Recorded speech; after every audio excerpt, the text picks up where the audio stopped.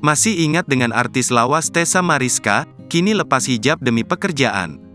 Setelah viral gegara menyanyikan lagu Putri Aryani dengan lirik You Break My Heart, kini Tessa Mariska kembali mencuri perhatian netizen.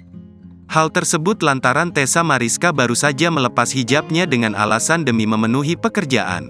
Tessa mengungkapkan hal tersebut dalam akun TikTok @cagerbager pada Rabu tanggal 6 November tahun 2023.